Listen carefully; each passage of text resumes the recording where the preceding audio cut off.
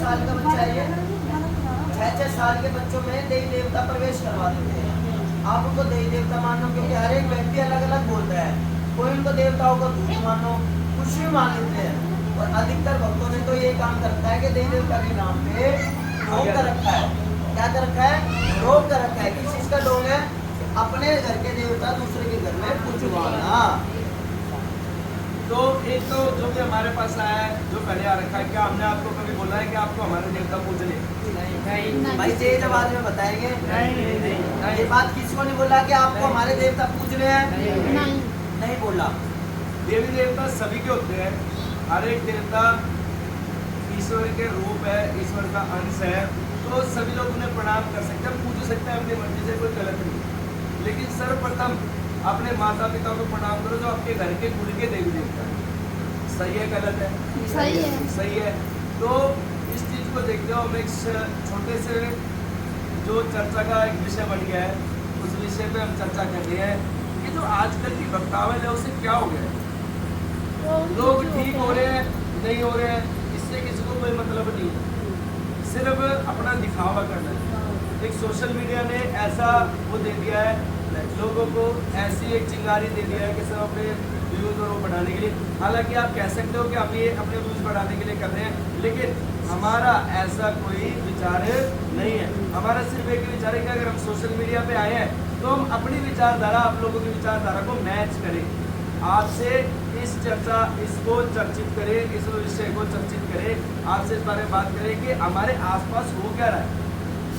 कि हम आसपास में लोगों को देखते हैं, छोटे छोटे बच्चों के अंदर अमर सिंह पवन देव, मैं किसी देवता का नाम नहीं ले रहा हूँ, है ना, क्योंकि मैं सभी देवी देवता को मानता हूँ और उन सभी को प्रणाम करके चलता हूँ। चाहे वो अमर सिंह पवन हो, चाहे वो वीर बुलाकी हो, चाहे दादा बाबरीसा हो, चाहे शनिदेव महाराज हो, या फिर कोई अंदर सूर्य देव हो, माता काली हो, माता पाटकी वाली हो, सभी ईश्वर के जो भी है अवतार है। अगर वो ईश्वर के अवतार ना होते तो देव जितने भी ग्रंथ है उनमें उनका उल्लेख होता ही ना, इतनी सारी कथाएं ना बनती। अगर कथाएं झूठ होती तो फिर इंसान उस सत्य को बार बार दोहराता ही ना। अगर कथाएं झूठ होती, कोई भी इंसान अपनी झूठी कहानी क्यों फैलाएगा, उसको पब्लिश क्यों करेगा, है ना।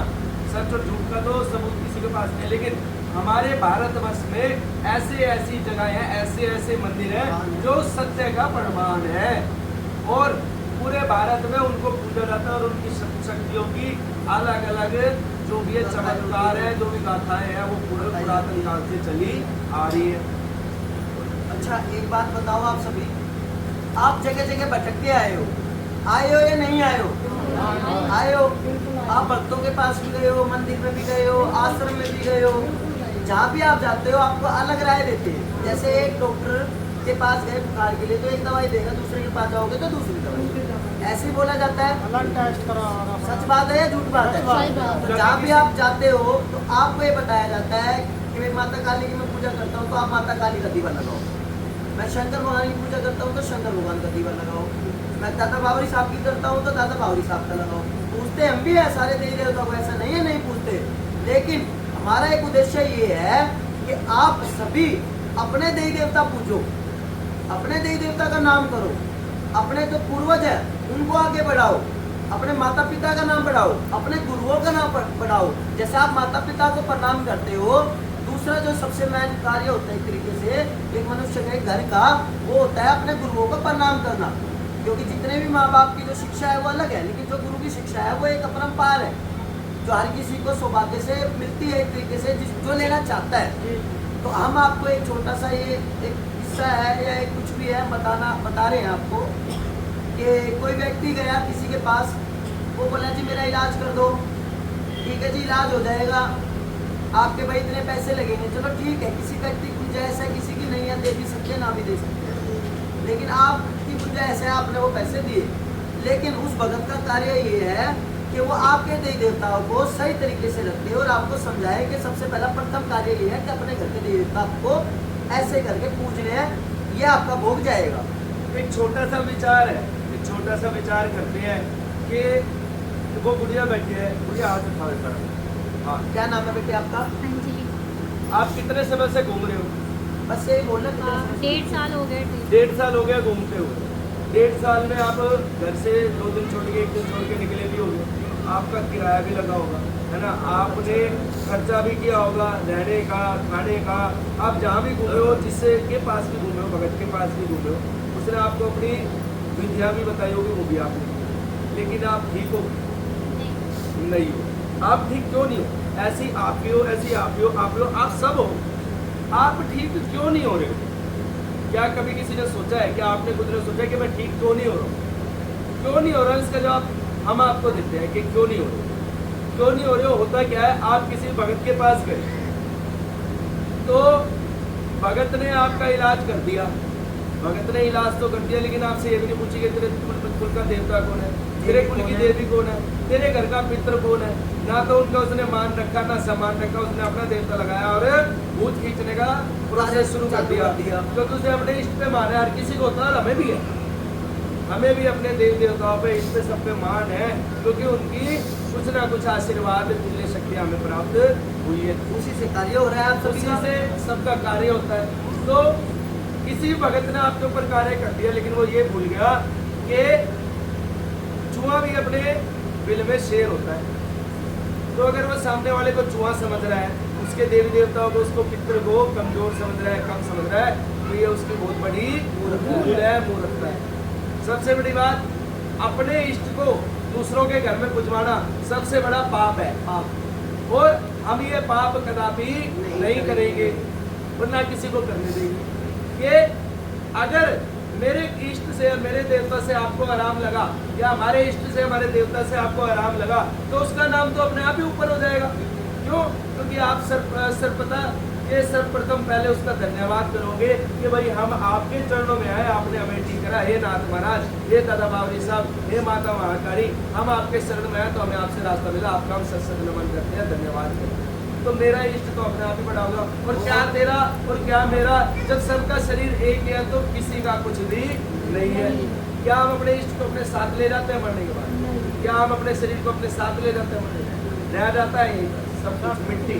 और दूसरी बात ये, आपके घर में कोई पीर पूछता है, किसके घर में कोई देवता पूछता है, किसी के घर में कोई देवी पूछती है, लेकिन सबके ऊपर एक धूल जमी पड़ी है कि भाई मैं यहाँ चला जाऊंगा तो मेरे को यहाँ से आराम पड़ जाएगा, मैं यहाँ चला दूंगा तो मेरे को यहाँ से आराम पड़ जाएगा। जो जैसा बता देता है वैसा मान लेते हैं। लेकिन आपके अंदर थोड़ा कम दिमाग है कि आप किसी भगत के पास जाते हो तो उससे पूछो कि भाई मैं ये देवता क्यों पूज रहा हूँ या क्यों पूजवा रहे हो, इसका उद्देश्य क्या है, इसका मतलब क्या है। अगर वो बोलता है भाई मैं ठीक करने के उद्देश्य से मैं पूजवा रहा हूँ, भाई एक काम करो, आप यहाँ पूजवाओ, अपने यहाँ पूजवाओ, हम यहाँ भी तो आ रहे हैं ना आपके पास। उसके बाद हमारे घर के देवी देवता ठीक करके दो, हम उनको पूछेंगे। जैसा आप पूजोगे अपने देवी देवताओं को, अपने पितरों को, अपने पीर को, अपने सैयद को, वैसा आपका कुल गति करेगा, यानी आपके बच्चे गति करेंगे, आपके घर में सुख शांति आएगी, आपके घर में जो एक तरीके से काम में समस्या है वो बढ़ेगी। और जब आपके पितर सही हो गए, यानी हम ही भगत है, आपको ठीक कर दिया, आपके पितर दे दिए, आप पितरों को अच्छे से पूज रहे हो, आपके पितर बहुत खुश है, तो आपका पितर भी हमारा देवताओं को और हमारा सम्मान करने आएगा, धन्यवाद देने आएगा, उससे आपका पितर खुश होगा। लेकिन आपके पितरों को हमने एक टाइम पे अगर हम चाहें तो अपना देवता आपके घर में भेज दिया, आपका पितर क्या होगा, उससे नाराज, क्योंकि उसको तो हमने बाहर खा के फेंक दिया, वो देवता कोई और चला गया। लोग के जरिया नहीं मिलती है, जरिया नहीं मिलता है, लोगों को समझाने वालों को नहीं मिलता है, भटक रहे हैं। और जो जितना लोगों का जरिया बनने का कोशिश करता है उसके पास अधूरा ज्ञान है। अब जैसे कोई दे देता वैसे हम लोग भोगते हैं। वही तो देखो, बोला ज्ञान ना। कभी किसी का पूर्ण नहीं हुआ, ज्ञान कभी किसी का पूर्ण नहीं होता है। ये उम्र निकल जाती है, लेकिन सीखने का समय कभी खत्म नहीं होता। इंसान बचपन में भी उतना ही सीख सकता है और बुजुर्ग अवस्था में भी उतना ही सीखता है। क्यों? क्योंकि बचपन में तो बच्चा बड़ा होता है, लेकिन बुजुर्ग होने के बाद भी उसका दिमाग बच्चा हो जाता है। तेज बोलो, थोड़ा आप वीडियो में बोलो। 90% लोगों को ये नहीं पता, अब ये बोल रहे हैं कि उनके देव देवता कौन है। तो सबसे पहले तो ये बात है, अगर आप किसी भगत के पास गए, आ जाते हो बात तो उसी पे घूम के जाना था कि हम किसी भगत के पास गए, उसने हमारा उद्धार कर दिया। भगत कोई गलत नहीं होता, क्योंकि जिसका जितना ज्ञान उसका उतना मान, और ज्ञान कभी किसी का पूर्ण होता नहीं। जरिया रह जाती है, ऊपर से भटक रहे हैं लोग। उसके बाद एक बात मैं आप सभी को बताऊंगा, आप सभी की भी गलती है। आप बोलोगे किस चीज़ की गलती है? भाई आपकी शादी हुई, आप किसी के आपके घर में गए, तो आपका फर्ज है एक छोटा सा कि आप अपने बड़ों से, अपने सास ससुर से, अपने चाचा ताऊ से पूछो कि भाई हमारे कुल की देवी देवता कौन है। जैसे लड़की है, आज की शादी हो रखी है, कल को ये किसी के घर जाएगी तो ये पूछेगी कि भाई मेरे घर के देवी देवता कौन है, कि मेरे जो आने वाले बच्चे हैं उनको मैं समझा सकूं कि बेटा ऐसे पूजा करनी है। तो आपकी भी एक छोटी सी भूल है कि आप पूछो कि भाई मेरे घर के देवी देवता कौन है, क्योंकि जो भी जाता है वो पूछता नहीं है। जिस इष्ट की वो भक्ति अपने घर में करता आ रहा है, उसी इष्ट की भक्ति वो उस घर में करने लग जाता है। क्यों? आपका घर तो अलग है ना। जैसे आपके माँ बाप ने आपको विदा किया, वैसे ही उस घर के जो देवी देवता उन्होंने भी आपको विदा कर दिया। तो आपके घर के देवी देवता भी अलग हो गए, क्योंकि आप एक नए घर में चले गए, नए वंश में चले गए। तो आप उसके घर के देवी देवता को आगे बढ़ाओ, यानी उसको दिशा दो, उसकी भक्ति करो। लेकिन आप तो नहीं करते हो, आप पूछते भी नहीं हो, तो आपकी भूल हुई नहीं हुई। क्योंकि सबसे पहले लोगों के मानसिक जो विचार है ना, उनके जो दिमाग में गंदगी भरी हुई दूर नहीं होती है, जिसको कहते हैं छुआछूत और भेदभाव। ये मेरा बड़ा और मेरा बड़ा, जब हमें जाना ही एक जगह है तो इसका क्या बड़ा, उसको बोलते हैं मैं एक समान है। मैं और मैं, यानी मेरे से बड़ा कोई भी नहीं, यानी जो कर सकता हूँ वो मैं ही कर सकता हूँ। तो वो आदमी कुछ नहीं कर कोई सकता। कहता है मेरा इष्ट बड़ा, कोई कहता है मेरा इष्ट बड़ा। लेकिन आप जब भी किसी इष्ट को देखो तो आपके जो नेत्र देख रहे हैं, सबसे सर्वप्रथम जो आपके सामने वो ही बड़ा होता है, जो आपकी नजरों के सामने है। उस क्षण में वही बड़ा होता है। देवी, अगर आप किसी भगत से इलाज करवा के अपने घर चले जाते हो, आप कहते हो कि भाई मैं धाम में तो ठीक रहता हूँ और घर जाकर मुझे तकलीफ होती है, क्यों होती है?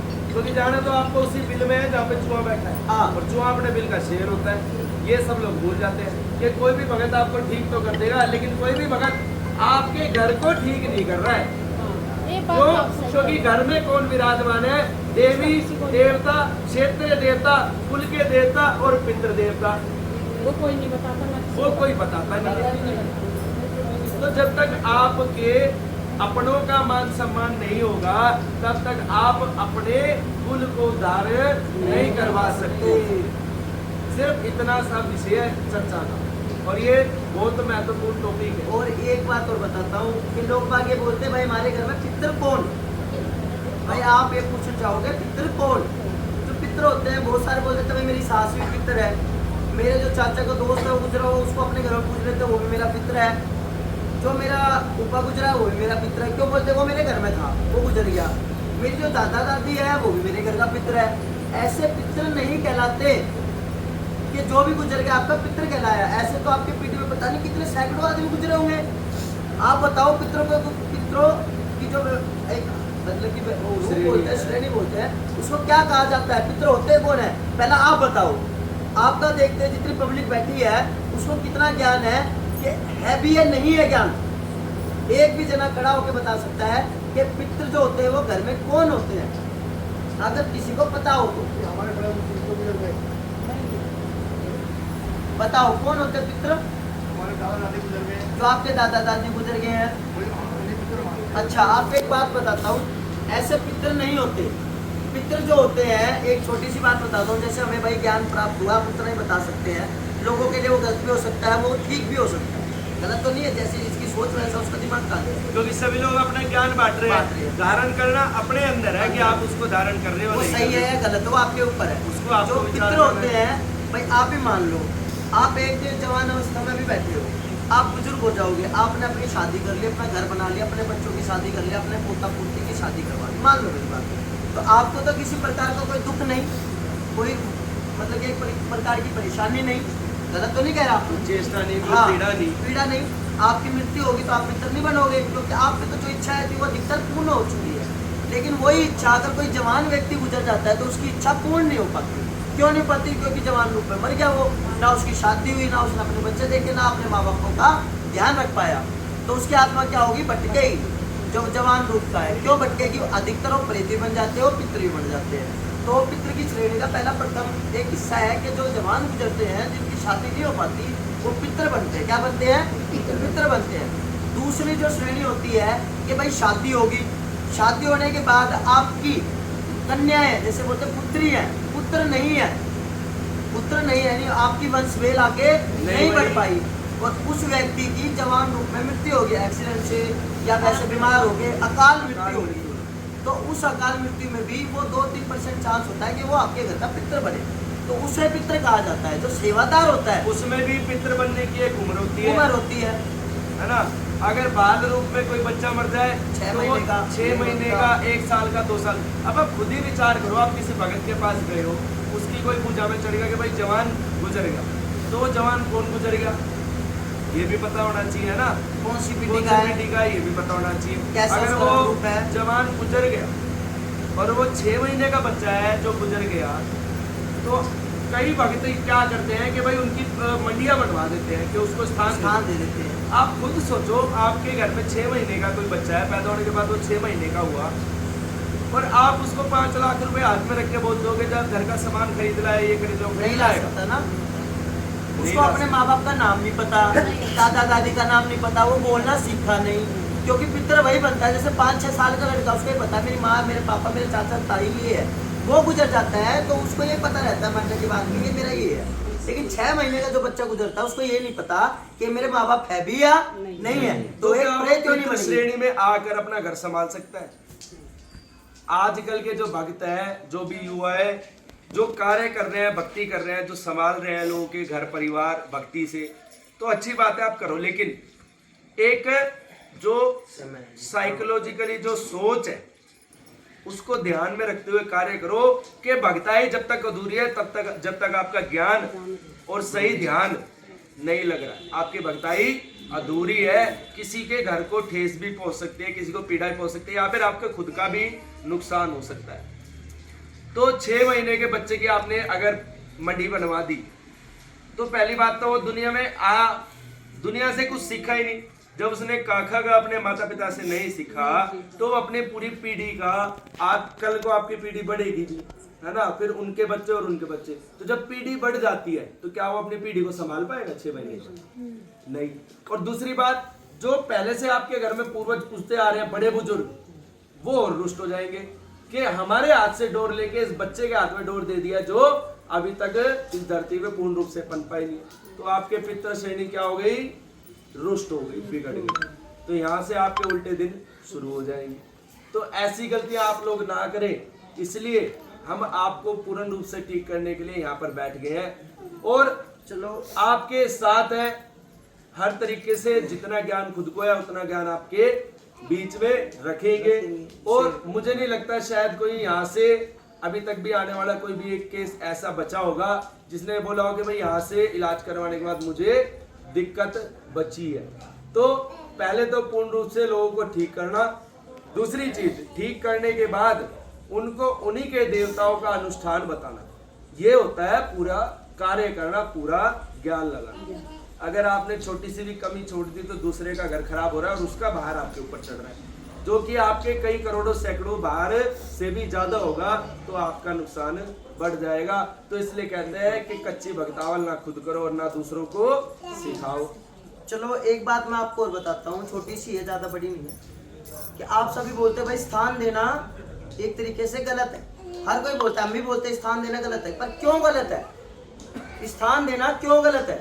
पहली बात तो स्थान क्यों दिया जाता था? जो हमारे बड़े बुजुर्ग थे, पुराने थे, वो क्या बोलते थे कि परिवार हमारा बड़ा होता था। क्या होता था? परिवार हमारा बड़ा होता था। जब परिवार बड़ा होता था तो एक देवी देवता का मतलब कि स्थान जो होता था वो इसलिए दिया जाता था क्योंकि वो पूजा पाठ नहीं होती थी। बड़े बुजुर्गों का ध्यान ये था कि हमारा पूरा परिवार इकट्ठा होकर पूजा करे, वो मिले, या हम इकट्ठे हो जाएं। उनको कोई ना कोई एक ऐसा उद्देश्य चाहिए था जिससे वो अपना परिवार इकट्ठा कर सके।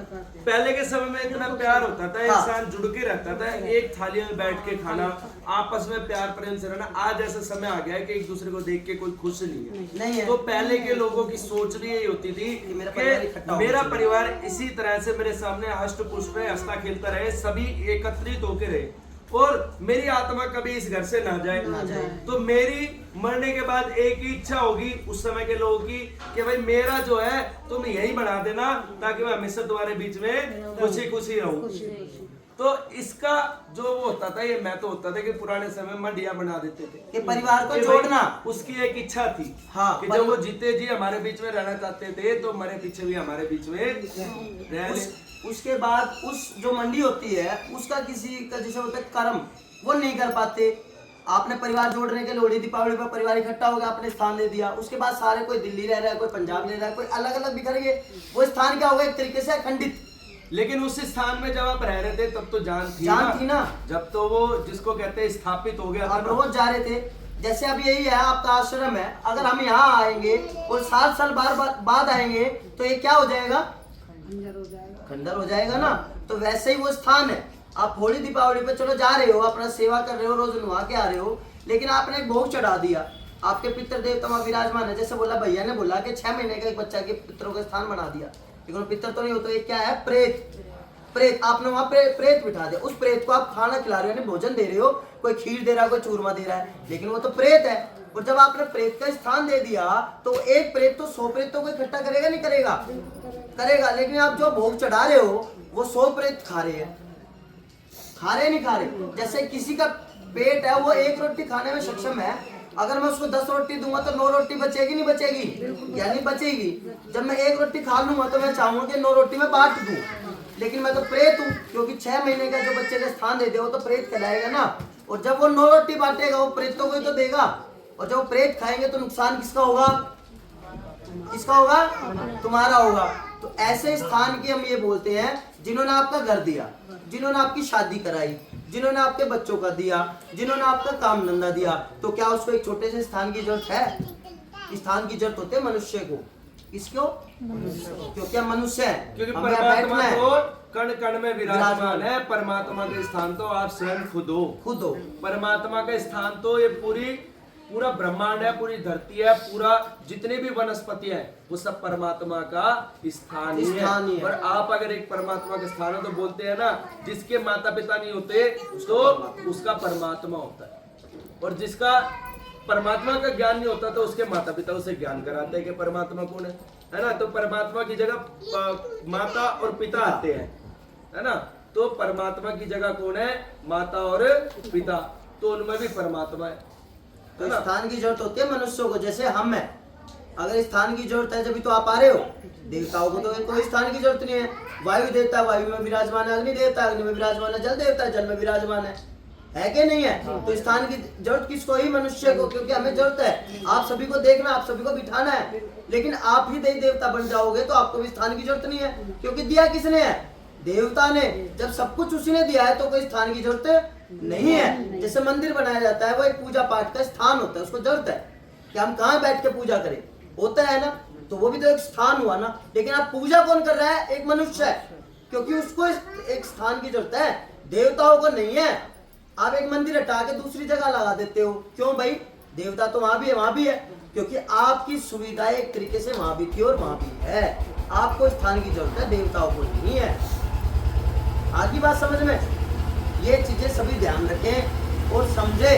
तो आज पूरे भारतवर्ष में ये ऐसी जो घटनाएं चल रही है ना, अपना अपना ज्ञान सभी सोशल मीडिया पे बांट रहे हैं। हालांकि वो गलत नहीं है, हम भी अपना ज्ञान सोशल मीडिया पे डालने वाले हैं। तो जिसको उसकी जरूरत होगी वो उसको ग्राइंड कर लेगा, और जिसको उसकी जरूरत नहीं होगी वो एक कान से सुनकर दूसरे कान से निकाल भी दे, है ना। लेकिन अगर आज हम इस टॉपिक पे चर्चा करें, इस विषय पे चर्चा करें, तो ये सबसे महत्वपूर्ण टॉपिक है कि यदि आप अपनी सोच को, अपनी लाइन को ही ठीक से पूछ लो, अपने देवी देवता को ही तरीके से पूछ लो, तो आपको शायद किसी भक्त के पैरों में गिरने की जरूरत नहीं है।